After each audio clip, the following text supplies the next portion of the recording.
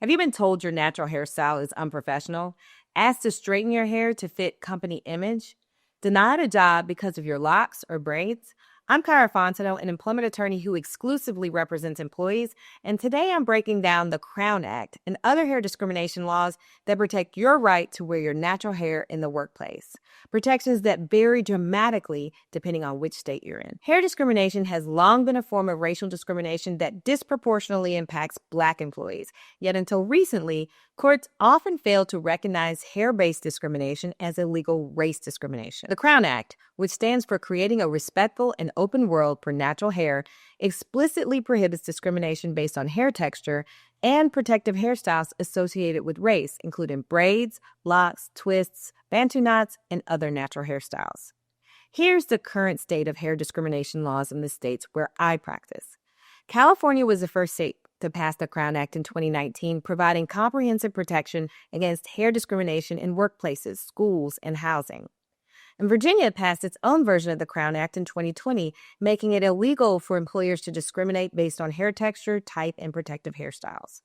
Unfortunately, neither Alabama nor Georgia has passed the Crown Act at the state level, though some local jurisdictions, like Atlanta, have enacted local ordinances providing some protection. Even without specific hair discrimination laws, you may still have legal protection. In 2019, a federal court case, EEOC versus Catastrophe Management Solutions, initially held that Title VII didn't protect against hair discrimination. However, the EEOC has since issued guidance stating that it considers policies prohibiting natural hairstyles to be a form of race discrimination when such policies disproportionately impact certain racial groups and aren't job-related. What that means for you. If you live in California or Virginia, you have explicit protection against hair discrimination under state law.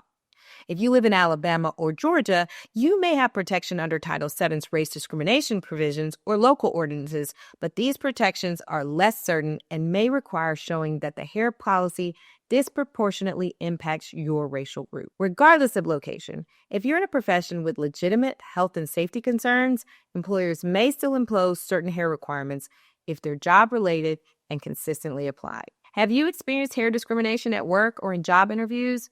What happened and how did you handle it? Share your experiences in the comments to help others facing similar issues, and you might find a response from me later.